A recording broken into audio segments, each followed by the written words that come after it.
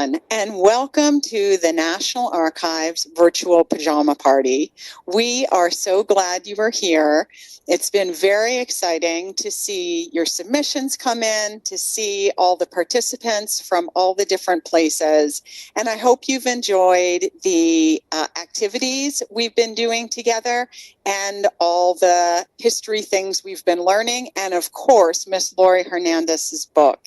So I want to start off today by letting you know who all we have with us tonight. So we're going to do a roll call of who we have with us. We have many different states, and we even have someone from another country. And I want to start off with them.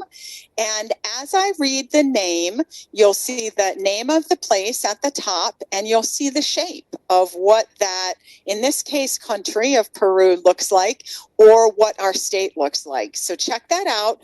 When I say the name of the place where you are, I want you to type in the chat the city you're from, right? So I'm going to say the state.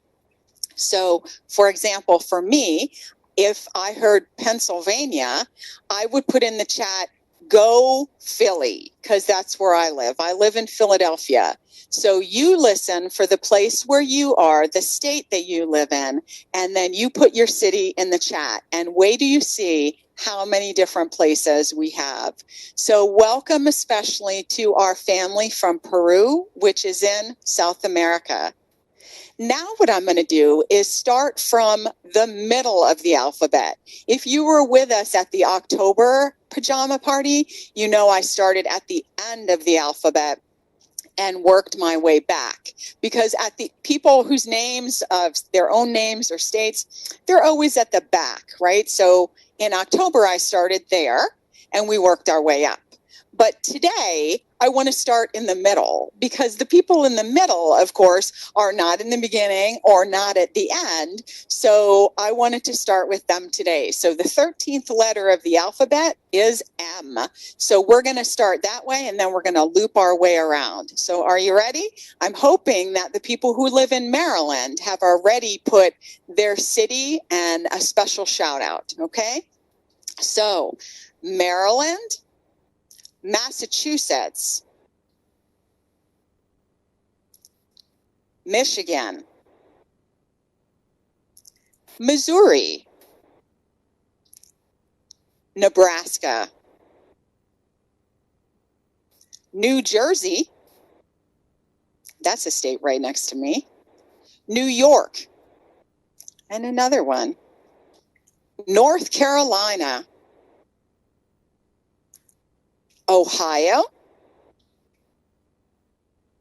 Pennsylvania, woohoo, South Carolina, Tennessee.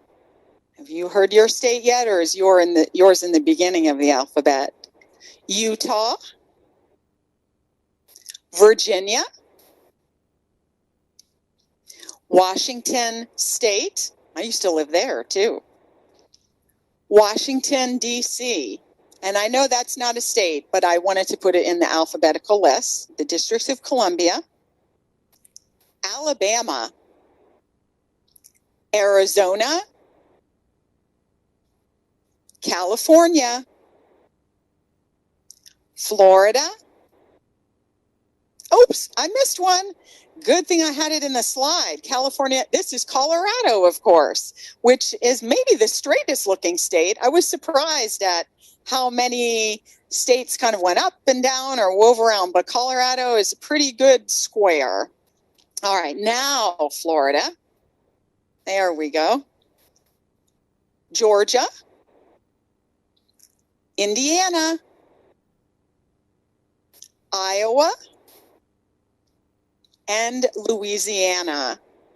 So I hope you all put yourself in the chat where your city is from, and we're going to take a look at that and see all the different ones. So that's great. Thanks for participating in that with me, and I'm so excited to have you all with us. Now, I wanted to play a special video for you, a welcome from the Deputy Archivist of the United States. She made a special video for us tonight, and she'll give us her welcome.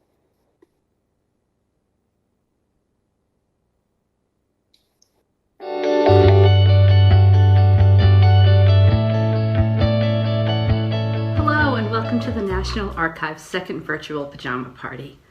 Many of you who are with us tonight are first-time National Archives program attendees, so I want to extend a special welcome to those families, as well as a welcome back to families who participated in our first virtual pajama party last fall.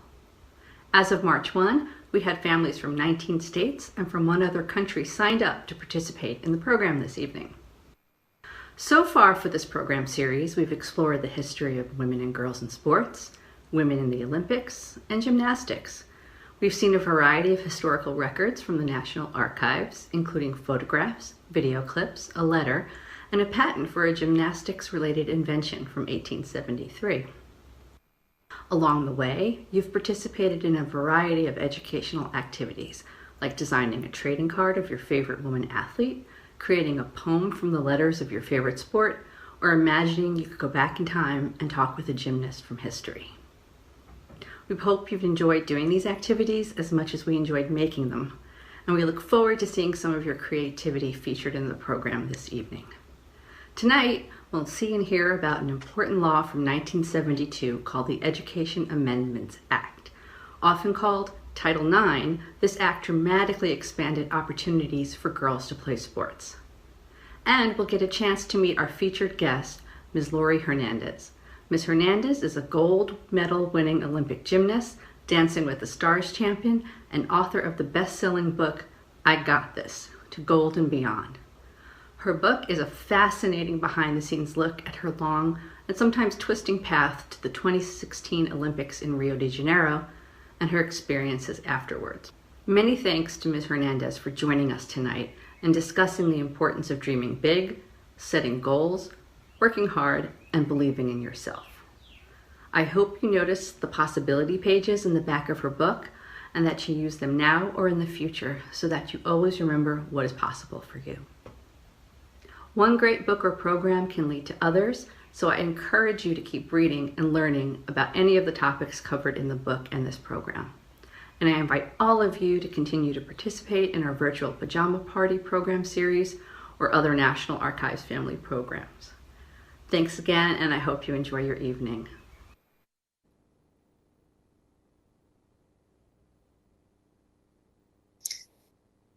Okay. Thanks so much for our Deputy Archivist, Deb Walls, for taking the time for making that video for us.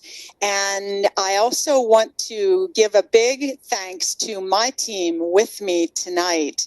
You know, whether you're in sports or not, you're on teams of some sort, and you know how important it is when a team works together to make something magic happen.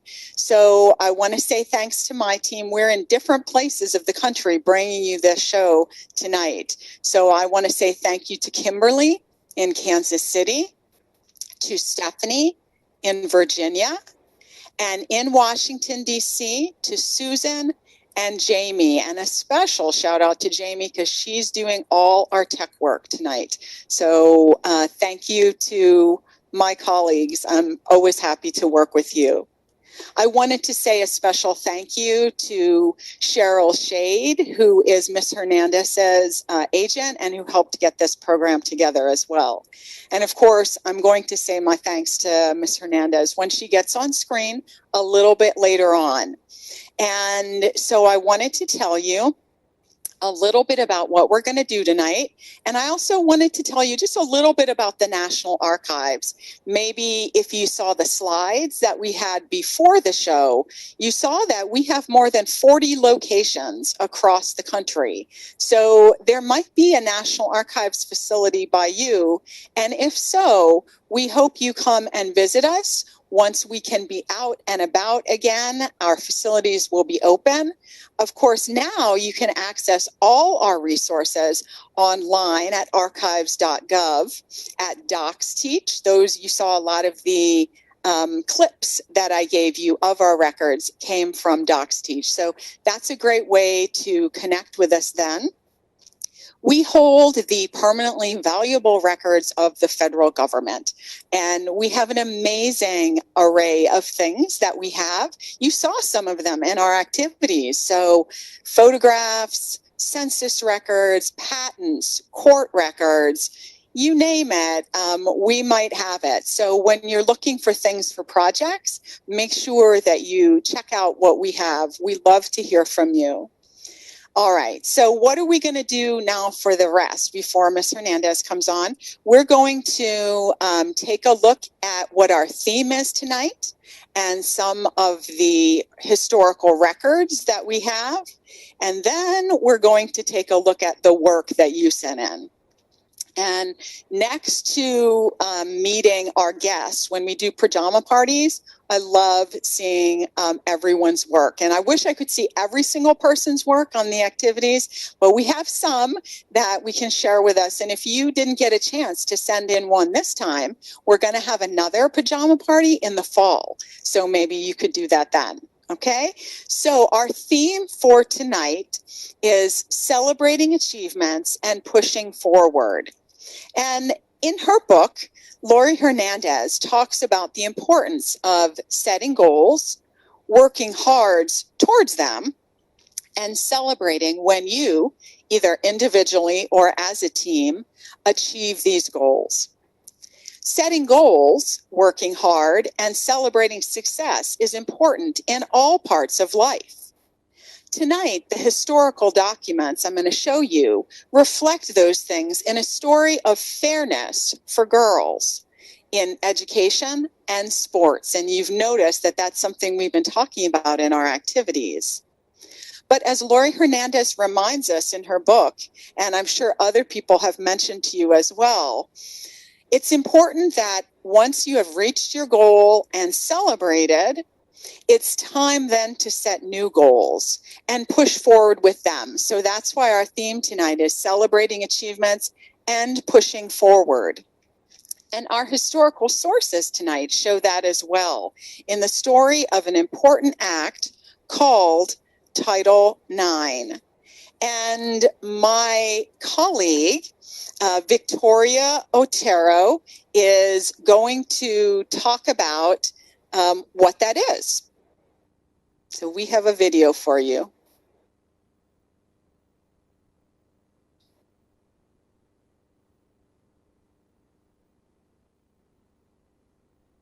Oh, did I get things mixed up? I bet I did. I am sorry, Jamie. See, that's what happens. Make a mistake, laugh it off. We have to look at the historical records first. So, Jamie, could you move the slide to the historical records? Sorry about that.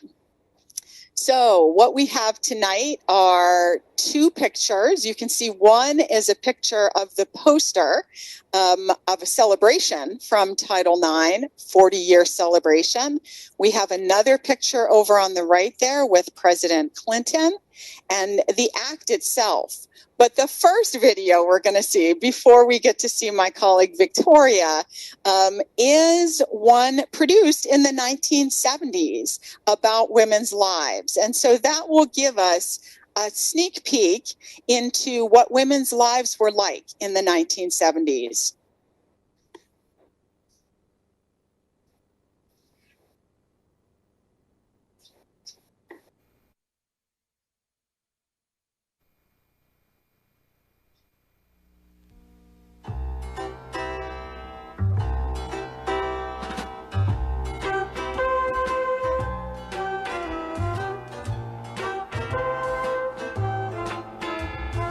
American women, like those in many parts of the world, adjust and revise their lifestyles to keep pace with the impact of the miracles of 20th century scientific and industrial progress.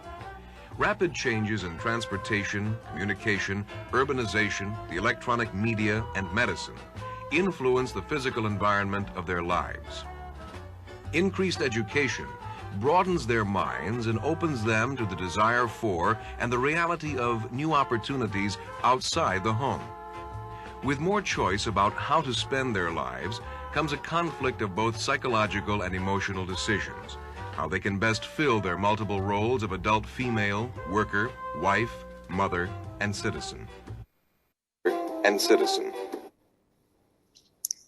Okay, so I wanted to show you this about the 1970s, since that's when the act we're going to talk about takes place. And did you notice any differences in the things you saw in that video and what we have today? Certainly we have better video technology. Having grown up in the 70s, I was about your age then, we didn't videotape all things all the time. So this was kind of a special occasion, I'm sure.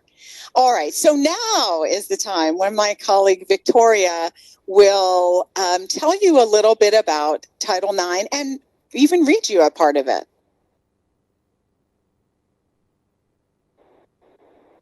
Victoria. I'm an archivist at the National Archives, where I help collect, organize, and provide access to valuable historical information. I work with written records in our textual division. I'm so glad you joined us for our virtual pajama party, in which we are learning about the history of women in sports. Today I'm here with you to read two sections of a very important historical document. The document is the Education Amendments Act of 1972, and it included a section called Title IX, Prohibition of Sex Discrimination. Title IX said that there should no longer be discrimination in education programs supported by federal money. In other words, that girls' programs should not be treated unequally or receive less money just because they were girls. And here's what the act said. No person in the United States shall, on the basis of sex, be excluded from participation in, be denied the benefits of, or be subjected to discrimination under any education program or activity receiving federal financial assistance. For the purposes of this title, an educational institution means any public or private preschool, elementary or secondary school, or any institution of vocational, professional, or higher education. So next time you participate as a player or a fan of a girls' sport in school, think of Title IX and give an extra cheer for the women who worked so hard for fairness and to get the act passed.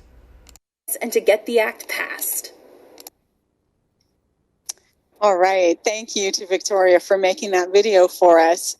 And here you can see I have part of the Educational Amendment Act of 1972 and Title IX. You can see we have 9 written IX because it's in Roman numerals, and that's a tradition. Now, this is just 3 of the pages of the act. It's longer, but I wanted to show you the first 2 pages that we just read a section to you from, and then the last page with all the signatures on it.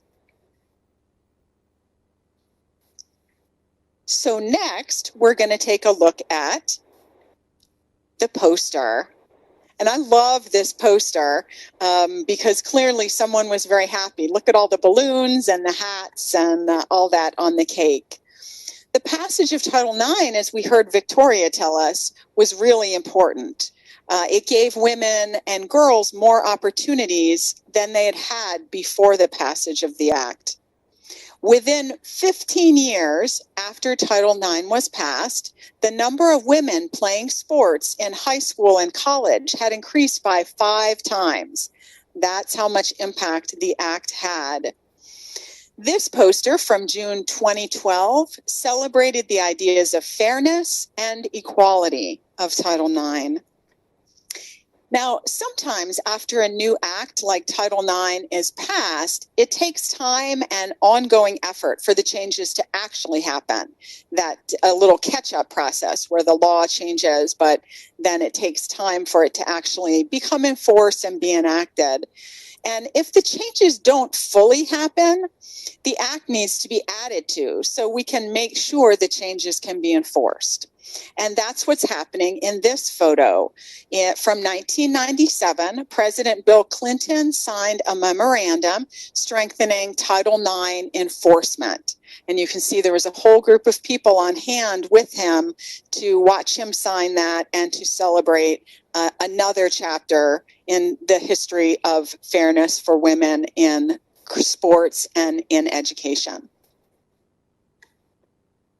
All right. So now with that concept of education and fairness, I want us to talk about fairness. And I know we're all in different places. So here's what we're going to do. I want you to take a couple of minutes with the people who are watching this with you. And once you have answered these questions or talked about it, put it in the chat. So what I'm asking you to talk about and then put in the chat is, what does the word fair mean to you? And why do you think fairness is important? And I'm going to give you a couple of minutes to talk with those at home. And then you can start putting your answers in the chat and I'll read some of them out, okay?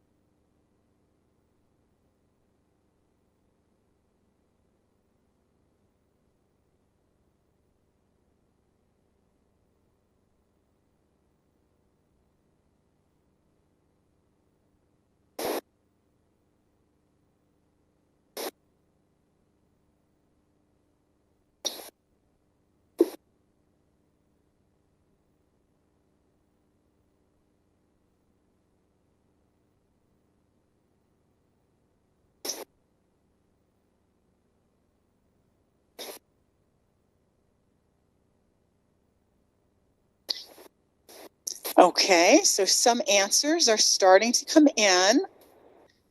Great. It means equality, someone says. It means everyone gets the same chances. That there is equal opportunity. These are great answers of fairness. What fairness means to you and why do you think fairness is important? Someone else is saying everyone is different but treated equal. That's what fairness means. Oh, there's a good one too. Being thoughtful, sharing, that's great. All of these things are important for things being fair. Any other ideas or things you'd like to say why it's important?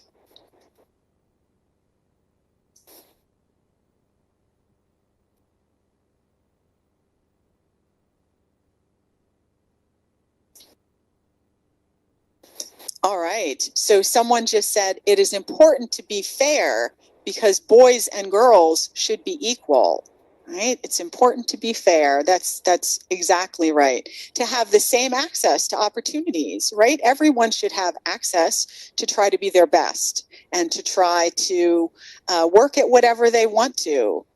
Oh, here's a word, equity, too. Maybe some of you know that, it looks like, because you put it in the chat. Equity is another good word for fairness. Being equitable is another way to say that. Thank you. What else do we have here? That everyone is equal and has the same opportunities. That's equitable because it means that everyone's needs are met. What a great way to put it. Thank you for that. I'll just wait a few more minutes in case some of you haven't typed your answer in yet, because I want to make sure we get as many voices as possible in the chat, which is an important part of a good discussion and being fair.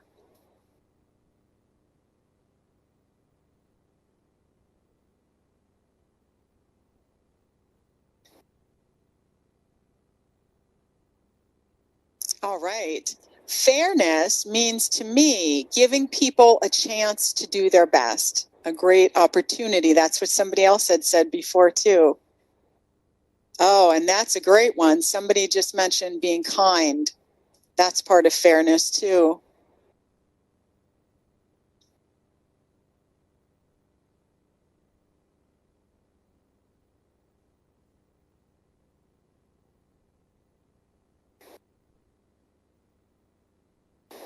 To Treat people how you want to be treated. Exactly.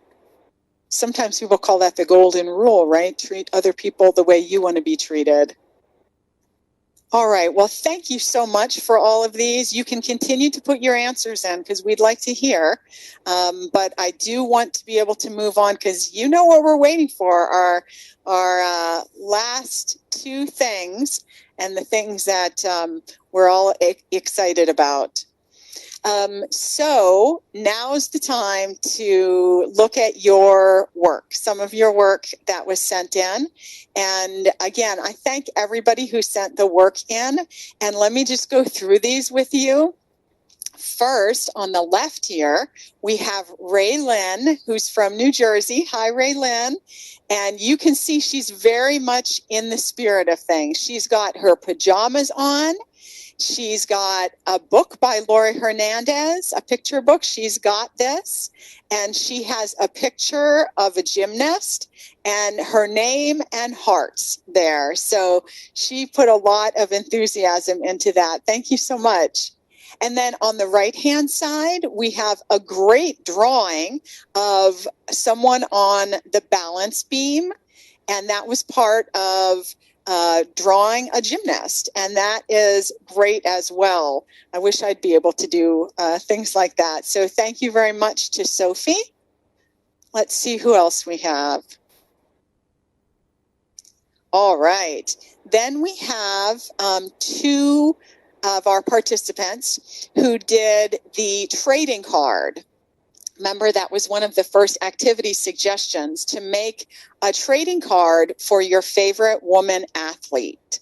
And so on this picture on the left here from E and K in Pennsylvania, E has made a trading card of Simone Biles there. And you see the great picture and the facts underneath. So we know who her favorite gymnast is, or one of her favorite gymnasts is Simone Biles. And I absolutely agree. And then on the right-hand picture, we have work from RP in Ohio. And this is her trading card for Billie Jean King. And you see that she has some facts on here: 39 Grand Slam titles, she said about Billie Jean King, and an advocate for girls in sports. Yes, absolutely. And we can see that she was born in Long Beach, California in November. So those of you who are from California, you know that Billie Jean King is as well. Thank you both to E and to RP for their great work. Let's see what else we have here. All right, so then we have Morgan from New York, who shows a picture of a gymnast doing splits.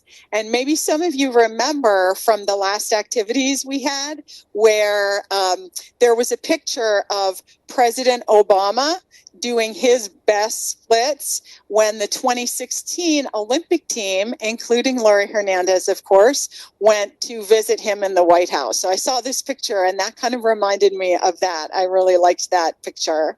So thank you to Morgan for that. And here is Savannah from Maryland, who did an acrostic poem. And if you remember an acrostic poem, this one was about sports. So you write your favorite sport or exercise activity down instead of across, like letters usually go. And then you think up something for each letter. So you see what her sport is, gymnastics. We can read down for that. And she says, getting to do what I love. You got this. My family cheering me on. Never give up. A perfect score. Saluting the judges. Tumbling across the floor. I love learning new skills. Cheering on my teammates and sticking the landing. Great job. All right, let's see. I know we have at least one more acrostic poem. Yes, and we have another trading card too. So this one, the trading card, the acrostic on the left is from Owen in Virginia. And you can see that Owen has his letters going down, and his favorite sport is squash. Now, that's something I've never played. I'd be interested to learn more about that. And the poem says, swish. I go swish when I swing my racket. You see Owen has great drawings on down the right-hand side, too. Cue, quick. I'm quick and keen on the court. You, use. I use underhand and I hit the ball. A, actually, it's actually quite nice. Swoop, I'll swoop down to hit the ball, and hit. I hit the ball with grace. Thanks so much for that.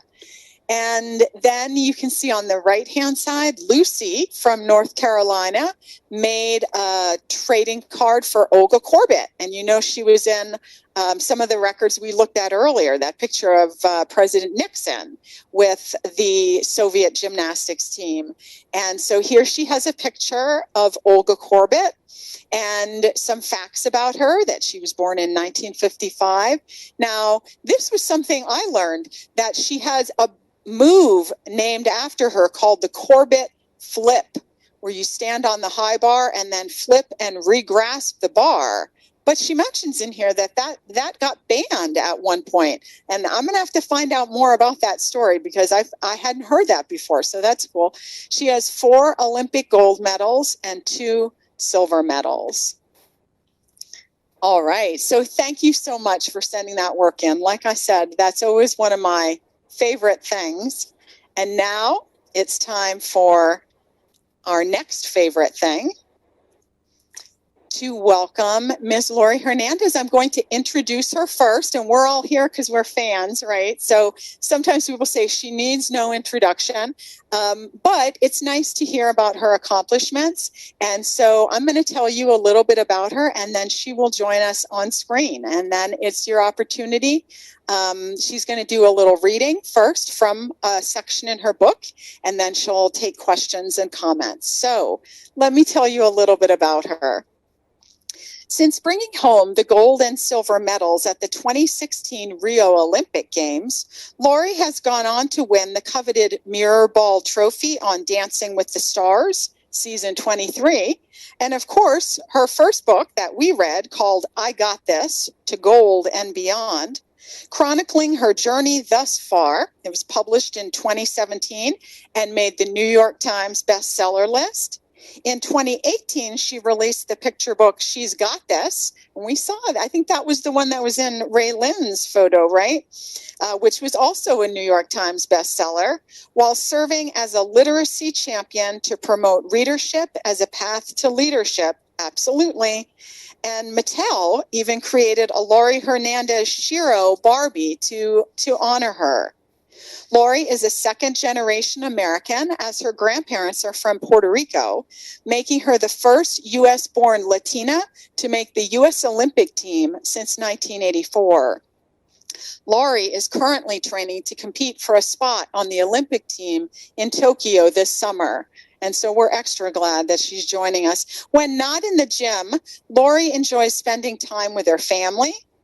Acting is one of her biggest passions, and she has done cameos, voiceovers, and even co-hosted American Ninja Warrior Jr. Maybe some of you have seen her on that.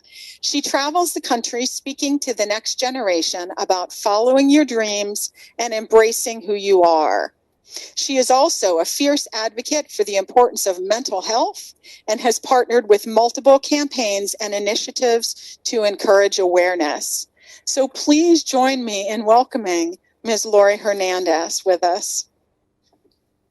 Yay! How are you? Good, how are you? I'm doing well, thank you. Good. Sure, absolutely. So I know we'll have a lot of things in chat. I'm sure we're going to get some questions, but could you do the reading for us, please, Ms. Hernandez? Yes, of course. Page 36, right? Yes. Oh, page, 36 to 38. You got it. Okay. While peppermint oil and breathing techniques usually help ease my nerves and frustrations, unfortunately, they don't do anything to help cure the occasional disappointment I feel after a bad meet. I have to rely on some of my mother's best advice for that. I remember this one awful competition after I'd moved up to the elite level. It was 2012 in St. Louis at the USA Gymnastics National Championships, which we all refer to as the P&G Championships, or the P&Gs for short. It was only the second big event I participated in my life, and I came in 21st place that day.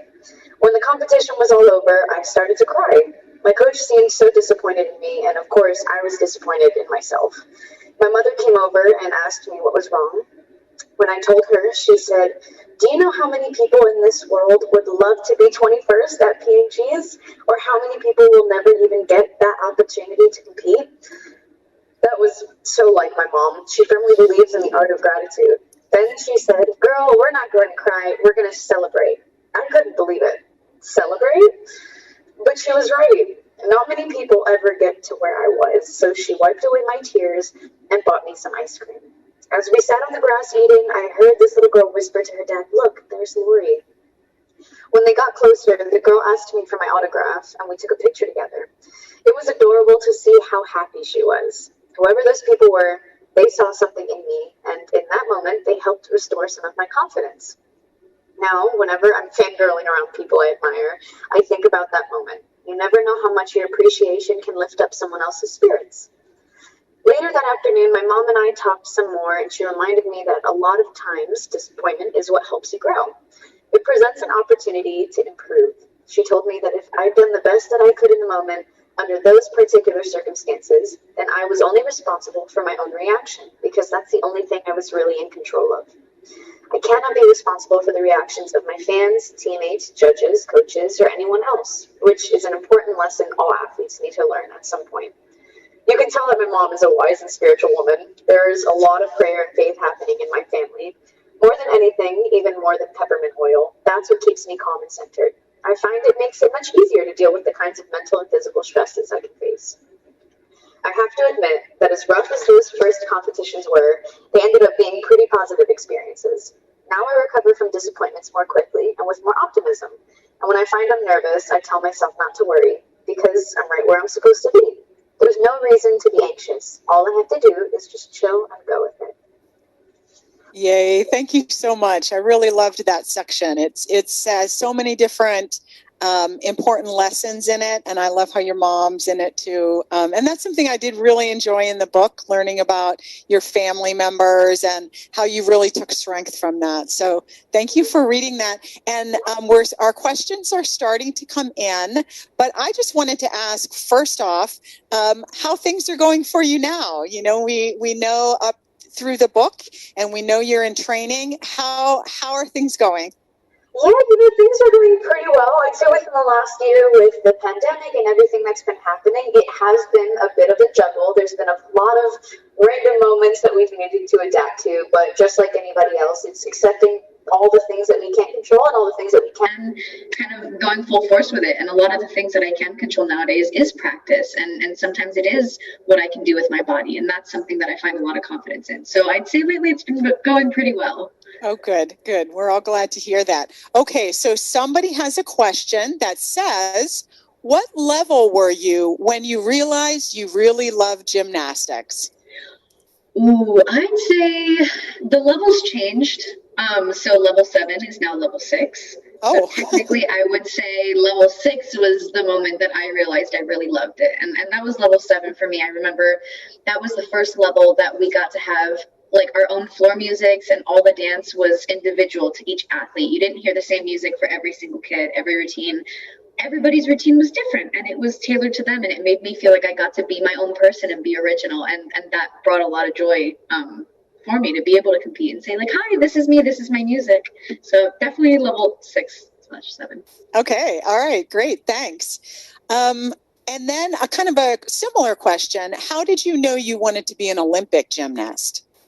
Ooh, I mean, I had watched a lot of Olympians growing up, and I remember kind of pointing to the screen and telling my mom that I wanted to be just like those girls. And so I'd say that was very telling. But at the same time, growing up and kind of advancing so quickly in gymnastics, I was able to see the girls around me also advancing and wanting to go to the Olympics. And I think that was my moment of like, okay, I think I could keep up with that. I could try to do that. And it was all in good fun. It was all exciting.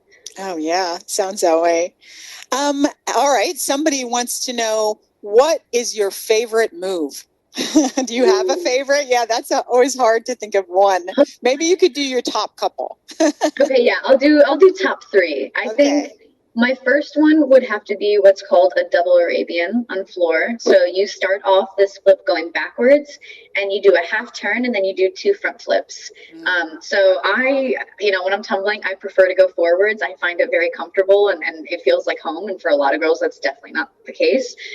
So that's a really exciting skill for me. Another one, also on floor, it's called the double layout. So it's just a double backflip, but your body is in a straight body position. And when it's done the right way, it feels like you're flying. It's really cool. And the last one would have to be just a front aerial on beam, no-handed front walkover. That one I've done since I was a little kid, and I have a lot of confidence in it. Yeah.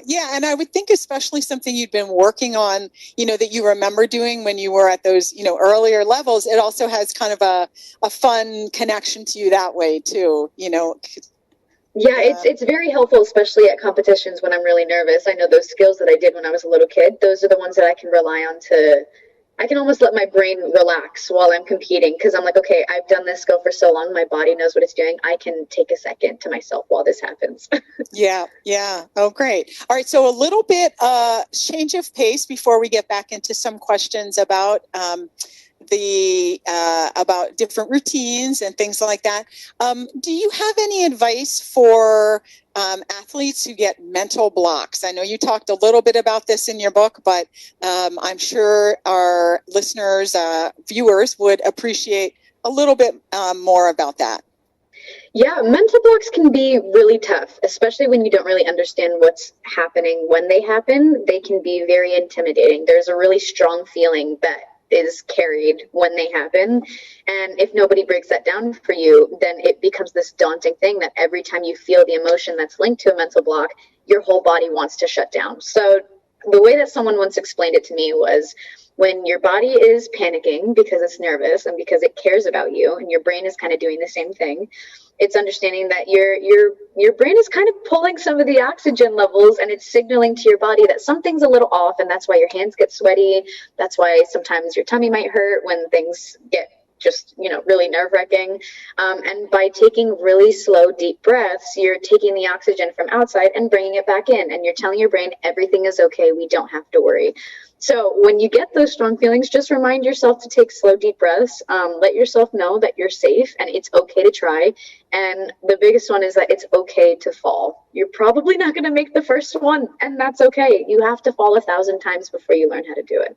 So I get those. Mental blocks can be really scary. Yeah, absolutely. Okay, thank you.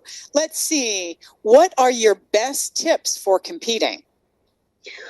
Ooh, best tips for competing. I do feel like if you can make getting ready for the competition, like when you're doing your hair, or if you like to put on makeup, which is something that I definitely like to do when I was like 15 and 16 years old, making that a really fun experience. And if you can do it with friends, to do it with friends is wonderful, because all the pre-meet playlists that I've made and then, competed afterwards, years down the road, I hear those songs and I'm like, hey, I remember when I was at the Olympics, this was the song that we got ready to, and it has a beautiful moment tied to it. So not only does it make it less stressful, but you get wonderful memories down the road too.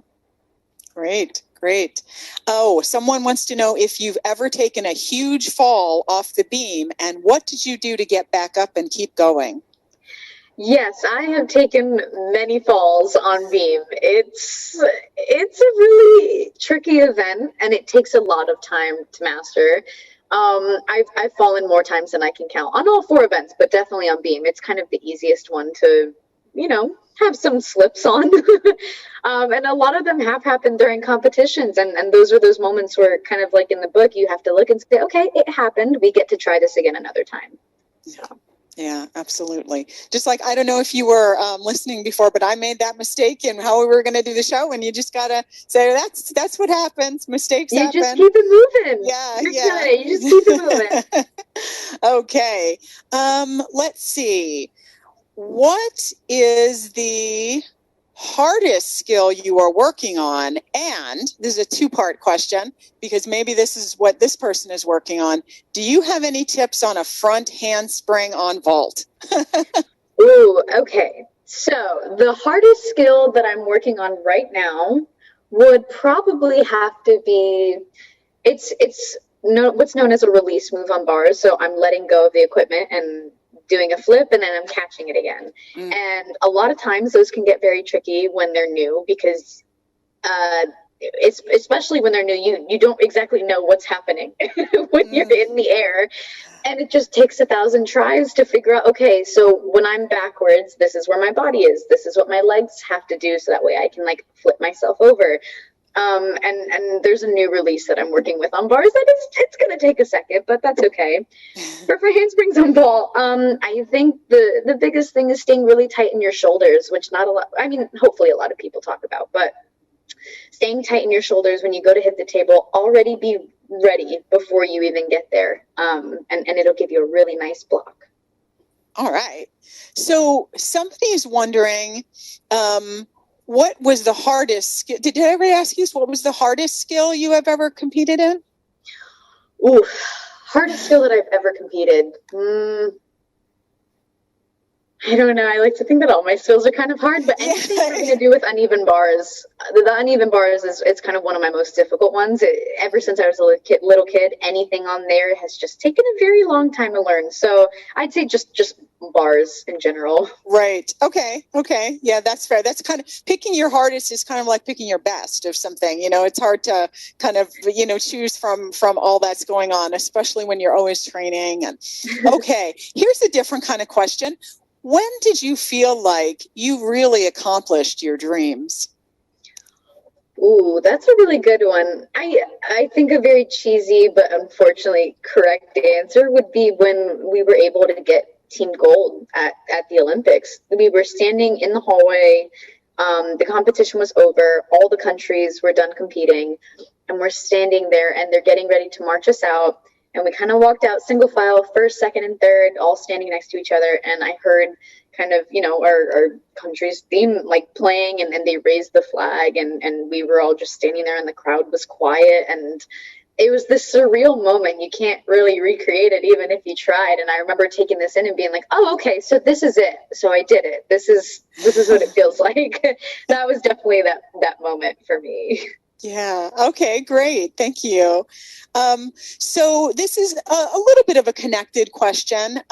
What athlete did you look to for inspiration when you were growing up? I watched a lot of gymnasts. I remember watching kind of Nastia Liukin and Shawn Johnson when I was around 5 years old. That was around 2005. They were doing, I think it was Elite Nationals, and it was televised, and those were the ones that I was able to watch. But I remember growing up and watching, Ali Raisman just do a crazy, crazy floor routine. And I watched in awe because I was 12 years old when she went to the Olympics. So having that kind of flipped around and then being able to be on an Olympic team with her was wonderful. But now I get to call her a friend. So I'd say Ali. That's amazing. So somebody has a question about some of the other things you're doing. So somebody wants to know, how does it feel like being a judge in Ninja Warrior Junior? Ooh, being a judge in Ninja Warrior is really scary because I'm so used to doing all the flips and then somebody asking me questions. So having to watch these kids, I just wanted them to do so well. And I was pulling for every single one of them. I didn't want them to fall. But it was also really interesting to hear what they were thinking about, because I know what I'm thinking about when I'm upside down. But I am very curious to know, like, hey, when you're running through that field, what does that feel like for you? So it was really sweet. And I got to make some friends out there too. That's great. Oh, somebody has a question here. And this is going to be one of those things I'm sure you're going to say yes on. So maybe you could give an example. Somebody wants to know, did you get scared along the way? Yeah. Yes. I absolutely did get scared along the way. There's a lot of different moments. I even in 2016 at around it was in March, I had quit gymnastics for about 2 days because I was so scared and so stressed out about the Olympics. It was a lot of pressure on, little 15-year-old me trying to keep up with some of the best athletes around the world. I couldn't really wrap my head around how I was supposed to do that. And it turns out I just needed a little break. Okay. 2 days is enough to be like, okay, I'm ready to come back. But that decision to stop for a second was done out of fear because I was so scared of not being good enough. But, of course, there's people along the way, like my family and my friends, saying it's okay to take the dive. And if it doesn't work, it doesn't work. But you tried. So just hang in there. And I think that was probably the best advice I got was when things get really scary and they get hard, it's okay to take a break, but you don't have to stop. You can keep pushing. It's okay to keep pushing. Yeah, I think being able to hit that pause button every now and again, really does help and kind of can get you in a reset in a frame of mind. So that's good. And we're all glad that you got through it well and came back strong. So, okay, let's see some of the other questions here. Oh, this is a question. Any tips for pointing your toes? So it's an interesting one. When I was a little kid, I used to, anytime I would sit down and my feet could touch the floor, because I'm really short, so that doesn't happen too often. But when I can sit down and my feet are touching the floor, especially when I was a little kid, I would sit with my toes curled underneath me, and it would stretch kind of the front of my ankle and the front of my foot. And now it's a habit. I don't even think about it. And sometimes I'll be sitting and my friends are like, what are your feet doing? What is that? Why is that happening? And I'm like, oh, it's just a habit. Like, I don't know. But I noticed just kind of sitting there and naturally stretching throughout the day, it definitely increases that flexibility and it allows your foot to bend a little more. So just stretch it as much as possible. Don't overdo it, though, because you don't want to hurt yourself. Yeah, okay, good tips. All right, somebody's wondering, do you get nauseous when flipping? And what does it feel like upside down with your eyes open? Ooh, that's actually a really good question. I don't think I've gotten that one before. Love new questions. Okay, so I have gotten nauseous flipping before, but it was only... That really only happens if I don't warm up properly. Okay. If I don't, it's like kind of like being at a standstill and then going and doing a double backflip without any prior movement. That was the only time that happened. I learned my lesson. We don't really do that anymore. I don't recommend it. And then with flipping with your eyes open, a lot of the gym clinics that I do, especially on balance beam, I'll be like, okay, where are you looking when you're upside down? And the girls will go, well, I don't look at all. I actually close my eyes because I'm scared. And I'm like, no, you can't do that. You have to keep your eyes open, especially on beams. So keeping your eyes open, you don't really see anything, but you're looking for where you want to land.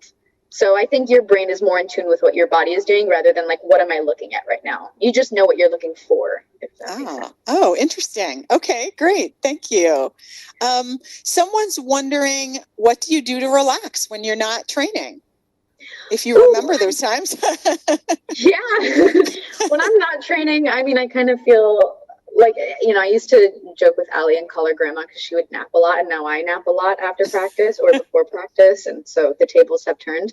But aside from napping, I'd say either cooking, listening to music, writing, journaling, reading, all of those things are really nice outlets after practice. And especially when there's if it's a really hard workout day and I'm using my brain a lot to make sure that I'm staying safe because I'm doing all those hard tricks, then listening to music or sometimes watching some of my favorite shows over again that I've seen already, it can be really comforting.